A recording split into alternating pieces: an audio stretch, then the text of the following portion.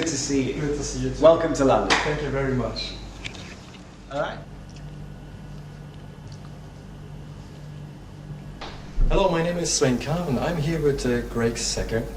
Greg, we're very, very happy to be able to come here to interview you today. And we had a little journey, but it's been great fun to actually come here and to be with you here at this table now. Well, welcome to the Trading District of London. Thanks for making the trip from Germany today. Great. Greg, I have a couple of questions because I know you're coming to the NAC 2012 to Nuremberg. I am. And we want, of course, that people know you a little bit when you get there. Sure. So can you give us a little insight to your person? Tell us simply everything you would like people to know about you. Sure. I started trading, you see behind me here, this is one of our currency trading floors. We've got many of these around the world. We've got them in Australia, South Africa, over in the States, and of course here in London. I started in the game nearly 18 years ago when I was a young guy on a trading floor. I was actually an IT technician on a trading floor, if you can imagine, supporting 38 traders. I was the kid that used to get hit with a rolled up newspaper when the machines used to blow up, which happened all the time. But I got myself around successful traders. I learned how to make money trading currencies. And I took a very small, modest trading account, applied some simple strategies. And one of the most important things that we do here is we really just show you what to do and when to do it. And that's what real successful currency trading is all about. It's not about trying to do and understand everything, because as you know, there is just so much information out there. It's often very difficult to decipher. It's really about understanding what professionals are looking for and then how to apply it. And I did it as a young man. I got very successful very quickly. I turned myself into a multi-millionaire in my 20s.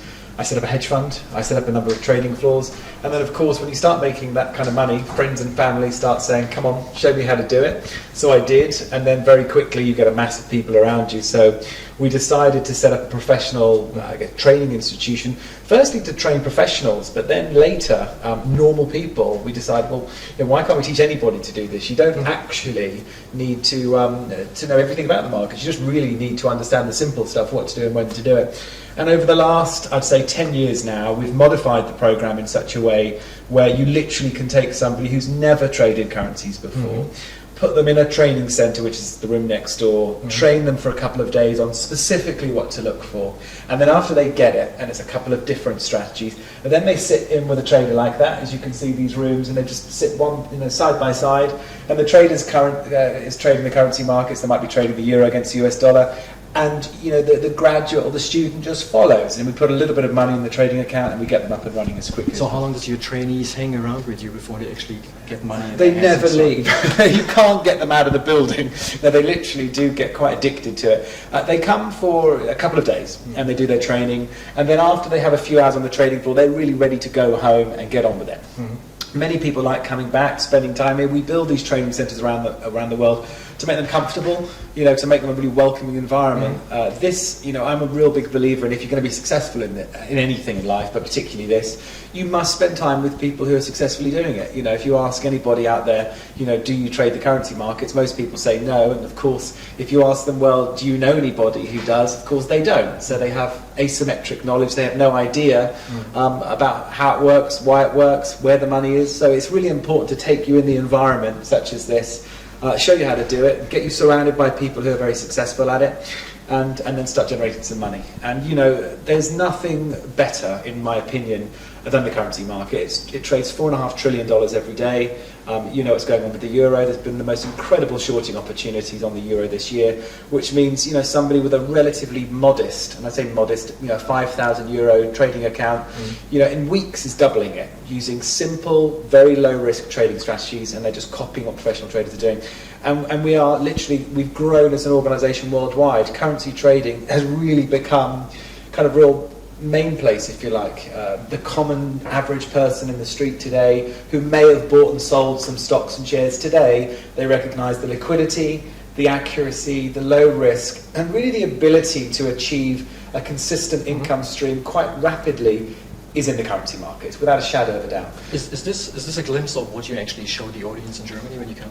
Yeah, I should do a few things. What I'm going to do at the National Achievers Congress, and the National Achievement Congress is first and foremost a phenomenal event. I've done a few National Achievers Congresses around the world, in Singapore and Australia, and you've really got an amazing lineup of really top tier speakers. You've got your Donald Trumps who speak there, Tony Robbins, Robert Kiyosaki, T. Harv Ekers. It's an amazing lineup. So you get a really good cross section of really different professionals in whether it be wealth psychology or leadership or entrepreneurialism.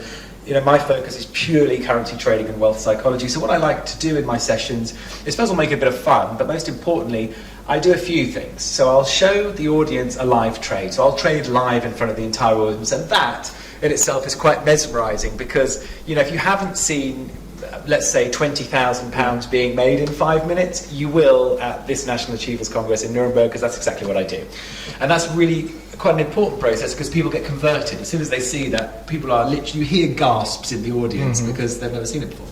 And then I'll go on and show them the psychology behind it. And what I'm actually going to do in Nuremberg this time, which I haven't done before, is I'm going to detail a particular trading strategy in like step-by-step format. So literally the audience, when they have their notepad and pen, will literally be able to write down step-by-step how to implement a very simple but very powerful trading strategy. When I say powerful, I sat 19 years ago next to one of the most successful currency traders in London, and he showed me a system which starts at about 7 o'clock in the morning against the euro and the dollar. It happens 3 times a week. He showed me the step-by-step details of how to place the trade, and that's how I turned my account from 5,000 to 50,000 to 400 to 2 million in a relatively short period of time. I'm going to show the audience exactly how to do that. It's all about system, right? It is completely about system. The opposite of this is guessing or trying to understand what's going on CNBC and Bloomberg, which is a nightmare. All you've got to understand is what to do, when to do it, and if the signal is there, the professionals are doing it, you put the trade on. And these things, the particular strategy I'm going to show at the National Achievers Congress is called a Euro Bear strategy. It's very exciting. It'll show them how to make 2,000 euros week in, week out, every week.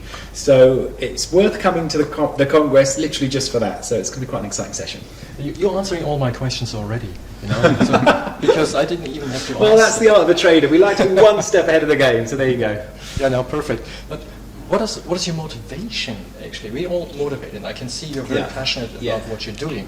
Yeah. So what's your motivation behind For me, it's 2 things. Number one, when I was a kid, I wanted to make some money and get out in the world, and I had my dad behind me going, go and make some money. And I really love, what my team are exactly the same, the moment when somebody goes from, wow, I don't need to work 40 hours a week to make my money. I've trained thousands of people all over the world how to do this, and in my opinion, you can never tire of watching somebody have that moment of enlightenment where they recognise they can make money on their own terms. That's exciting.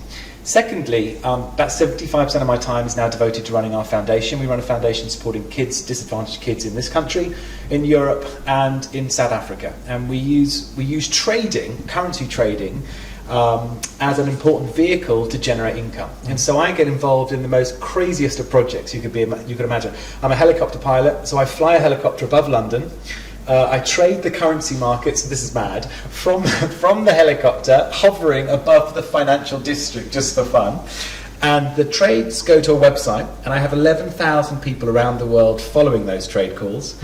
And when they put the trades through the broker donates all the commissions to the charity foundation. Yeah.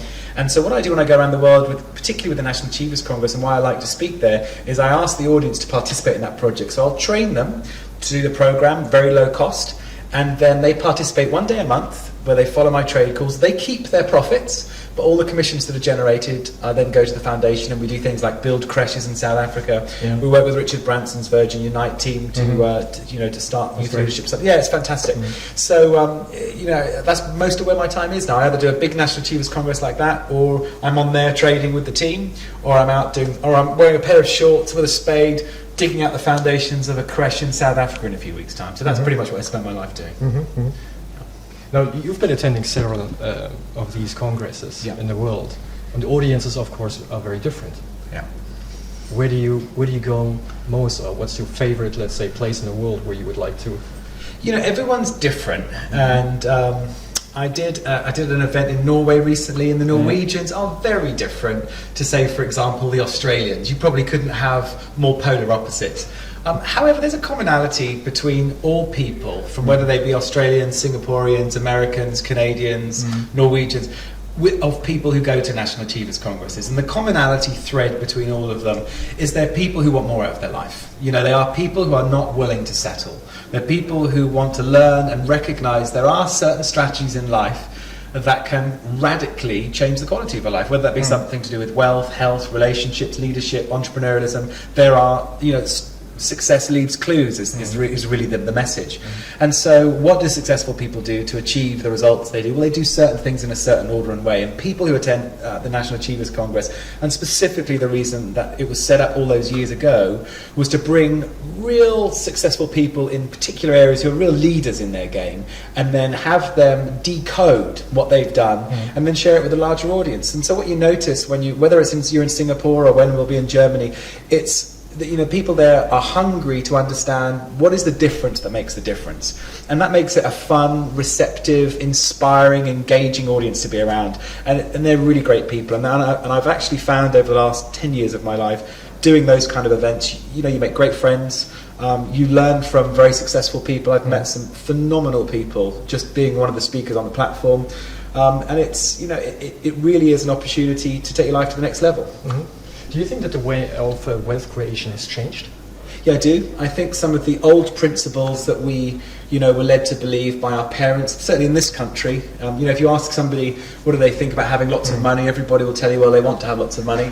But if you ask them how they feel about money, and the way you ask them how they feel about money, like you ask them, what do you remember hearing as a child growing up? Well, many of the adults that will be in the audience in Nuremberg were probably 70s or 80s or 60s, born in the 60s, 70s or 80s. Well, in that time, particularly in Europe and certainly in Great Britain, the messages we heard from our parents were, you know, look after the pennies and the pounds will look after themselves, rich people are mean, you know, money can't buy you happiness. And these messages were taught to us by parents, teachers, mentors or guardians, not to shut us down, but more importantly to protect us. Well, they thought it was to protect us because their grandparents had passed the message on to them. And, you know, and effectively, when a child hears, you know, we can't afford it, of course, the child doesn't hear, well, I must exercise some fiscal restraint, perhaps, in these tough economic times. A child doesn't hear that. A child hears, you know, maybe there's a category of people who can afford things and I'm just not in it. And so it shuts them down from ever really taking the activity in the first place.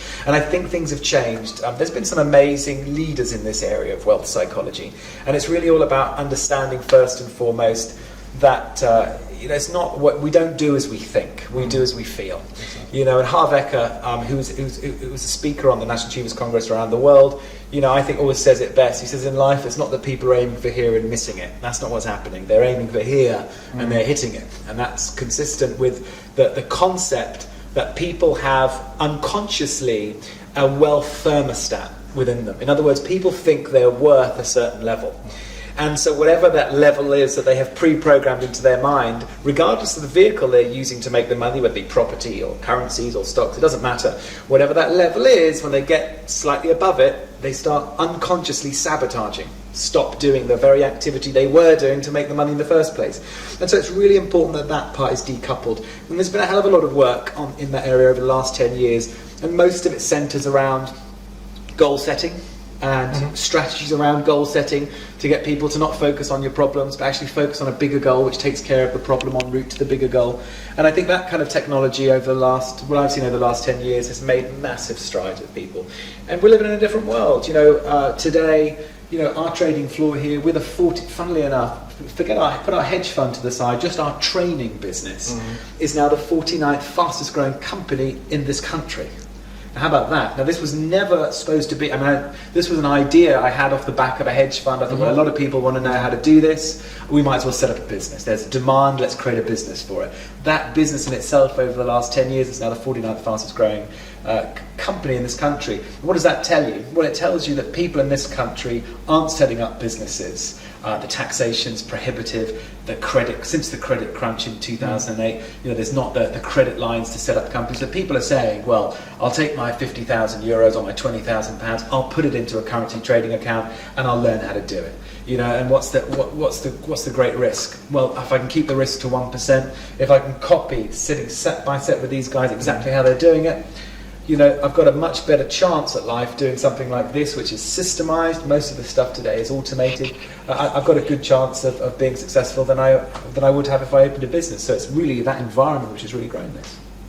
What would you tell people in Germany why they should attend the National Achievers Congress? Out of all the arguments which are available to you, just one argument basically. What's the most enticing here? I think the most enticing is, the quality of your life is in direct proportion to the quality of your peer group. And you're not going to find a more higher successful peer group than the people who are going to be at the National Achievers Congress. Hang out with winners, become a winner. Hang out with people who are not winning, what happens.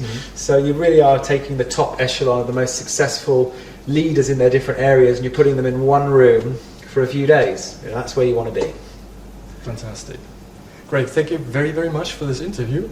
My pleasure. It was unbelievable. Thank you. I can really imagine how you're going to really talk to the people on stage. No, we'll have a lot of fun. So passionate and inspiring. I think it's going to be a really, really great 3 days. My pleasure. Thank you very much for coming. Thanks. See you then.